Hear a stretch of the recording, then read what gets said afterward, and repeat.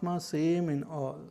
He sees the same Atma in the tiger also and in a cow also. But he will not approach the tiger. He stay away from the tiger. He will approach the cow. Similarly, he sees the same Atma in enemy as well as friend. But he will be friendly with the friend and try to avoid the enemy. So this is very important, because in the name of spirituality sometimes we behave in the most strange ways sometimes.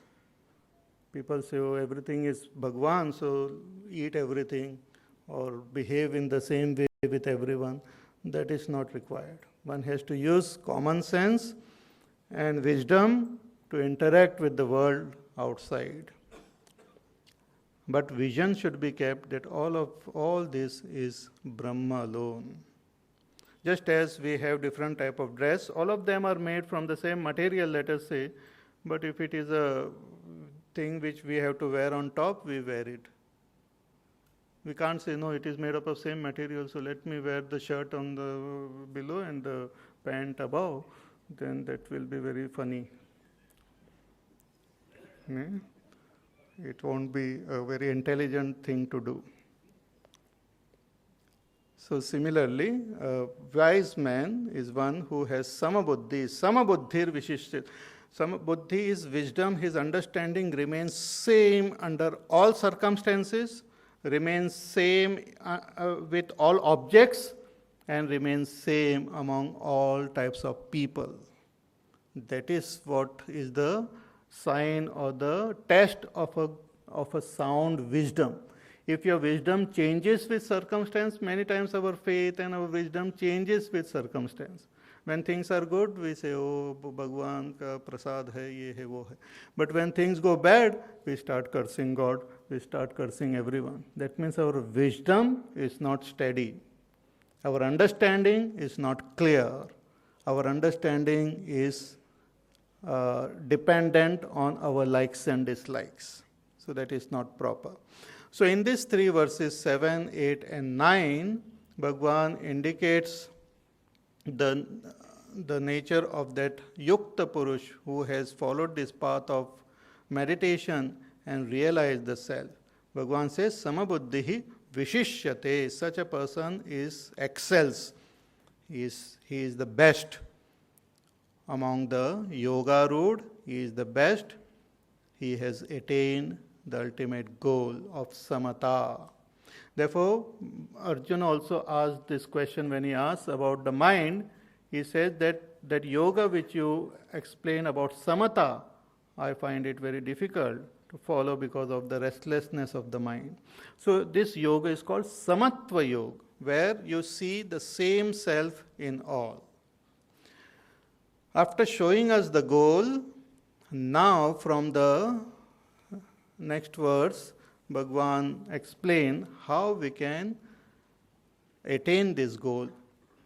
What is the process? Once we have gained that state of being a yoga road, when we have gained that enough vairagya, we have gained enough understanding of our own self, what should we do? It was said that for one who wants to follow the path of dhyana, the first step is karma yoga. But once he has become fit, the step is shama. Yoga rudasya tasyeva shamak karanamuchyate. So quietude of the mind is the sadhana. So how we should follow this path and make our mind absolutely quiet and peaceful, and how can we attain the realization of our own self? That path of meditation, Bhagwan explains now from the following verse. He says, Yogi yunjita satatam Atmanam rahasi stitaha Ekaki yata chittatma Nirashira parigraha Yogi yunjita satatam Atmanam rahasi stitaha ekakiyata chittatma.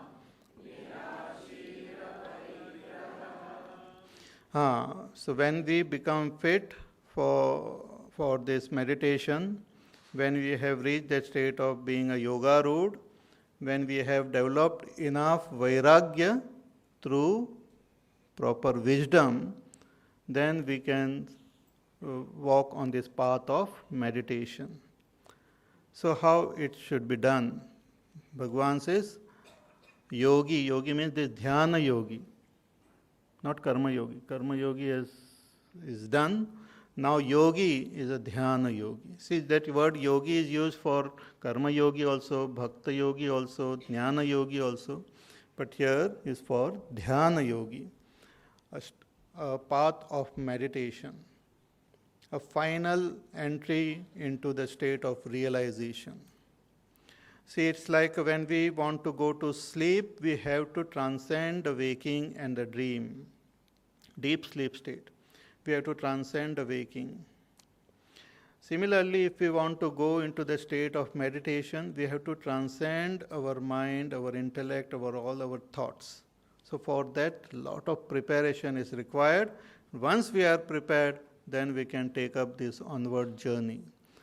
So Bhagavan says, such a yogi, yunjita satatam atmanam rahasi stitaha. He says, yogi should try to seated in a quiet, solitary place, should constantly, satatam, constantly try to quieten the mind further. Yunjita satatam atmanam. Atmanam satatam yunjita. Constantly quieten the mind, remaining in a solitary place.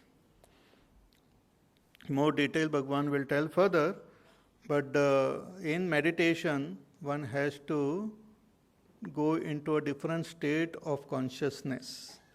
We experience the waking state. In the waking state, we become aware of the world through our senses.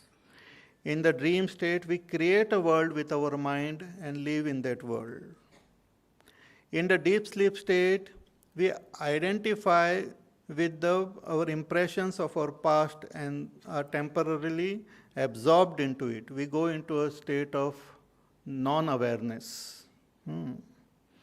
But this meditation is different from waking, different from dream, and different from deep sleep state also. It is not a sleep state. It is not sleeping. Many times people in the name of meditation, they go to sleep. It is not sleep. Meditation is not a dream. Many people, they sit and they keep on dreaming. Sometimes they dream and imagine all gods and everyone. Imagining whether it is a divine imagination or very interesting imagination is not meditation. It's not a state of meditation. It's a wakeful dream where you entertain yourself with nice, wonderful images and all. But that is not meditation, what Bhagavan is talking about. Opening our eyes and staring at someone or something is also not meditation. It's a waking state. Even if you look at an image, it's also waking only, because you are experiencing the world through your senses. That is a waking state. If you imagine a world with your mind, that is a dream. And when you go into a state of trance, that is a deep sleep state. So meditation is neither waking, nor dream, nor a trance. It is something beyond. It happens when the mind becomes quiet.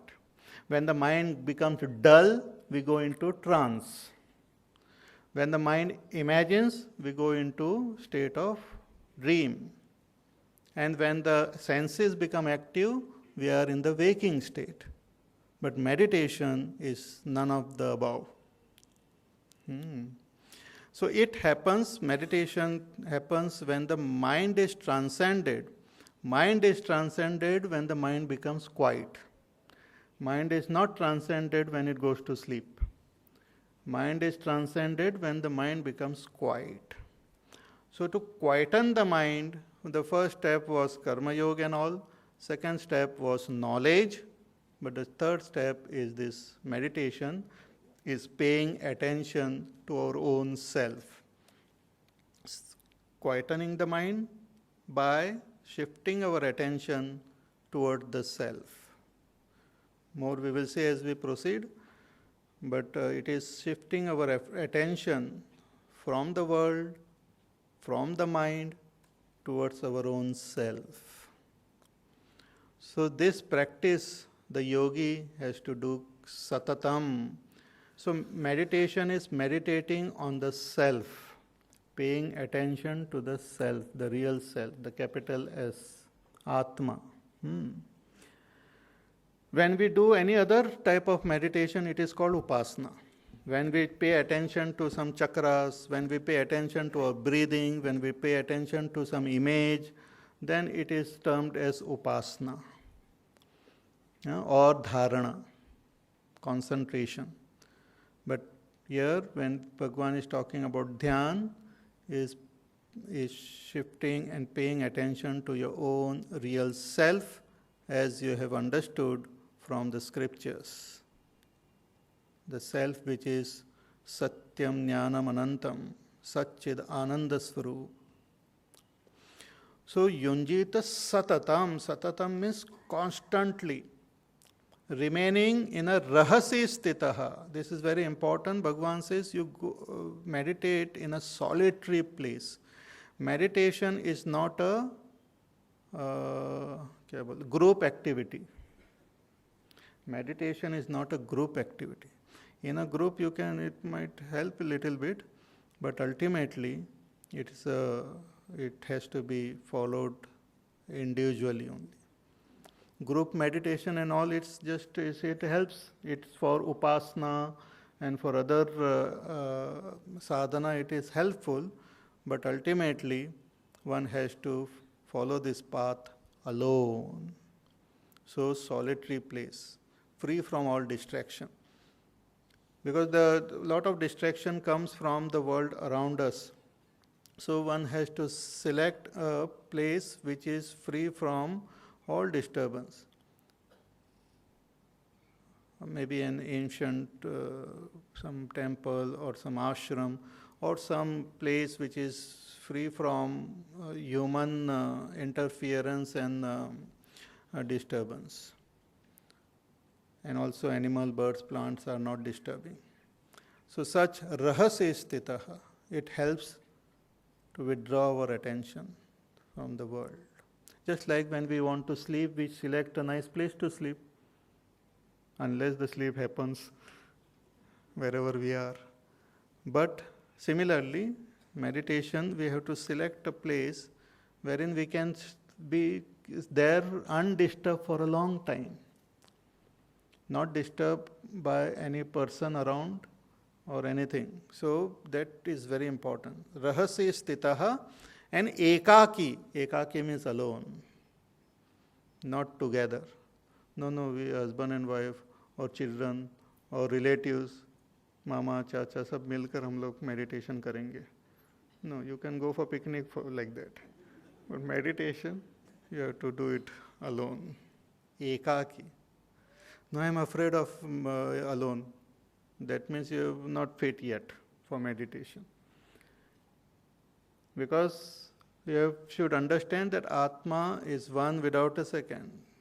He is of the nature of pure consciousness. One who understands that Atma is deathless, birthless, becomes free of all fear.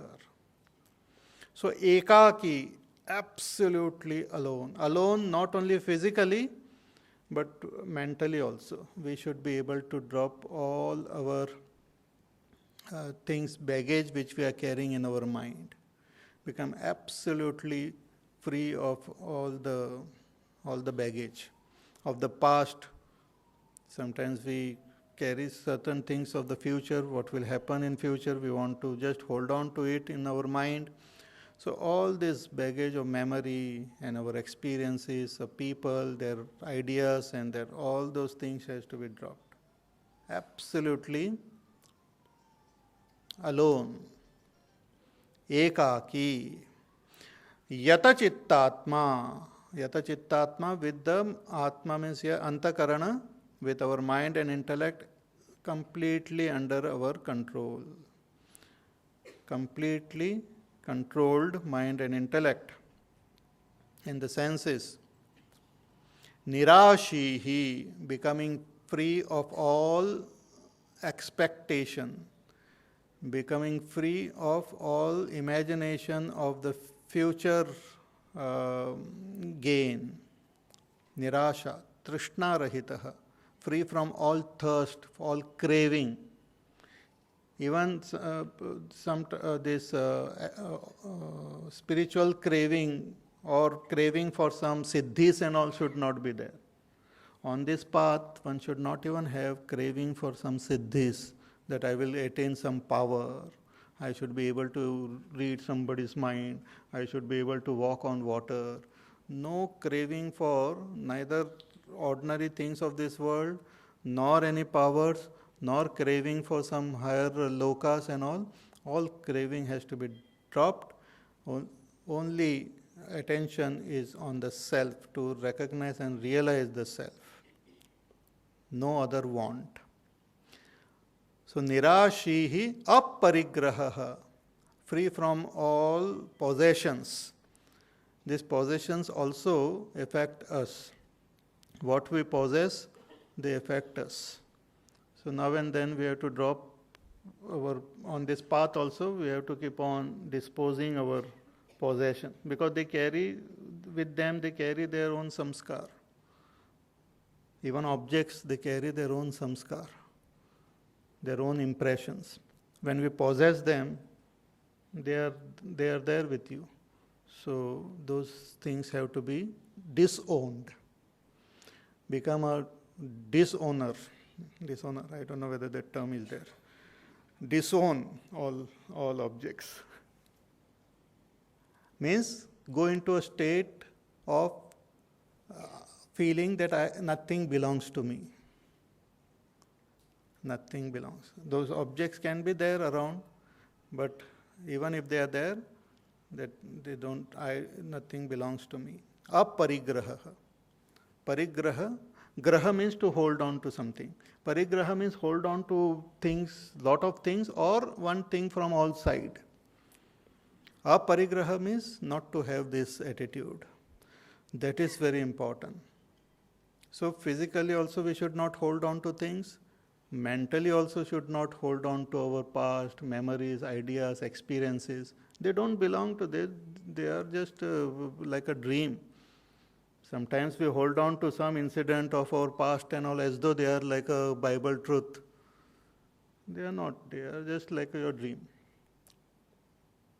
Whether good and bad experiences, just drop them. Don't hold on to them. Don't write diaries about all those. That in my childhood somebody kicked me. The details, drawing also, showing the kick. So those things don't have to. Bhagwan will explain, but the gist of it is this only: remaining in a solitary place, alone, quieten your mind, become free of all your cravings and all your sense of possession, with your mind and intellect under control, meditate on your own self. Pay attention to your own self. Just remain like that. Then what will happen? Enlightenment will happen. Awakening will take place. This much we can do, and just wait there, and what has to happen will happen. Just as when we prepare for our sleep, sleep happens. So you only prepare for sleep. You don't sleep. Sleep takes over you. Now I can tell, because now pravachan is over. So even if you sleep, no problem. But sleep overtakes us. But we have to prepare for it. Similarly, when we prepare for meditation, meditation overtakes us. Meditation is not an action, but action we perform and we wait. We create a situation, we create an environment for meditation to happen. When all that environment is conducive, meditation happens. Turiya avastha is reached. More about this we will see in our class tomorrow.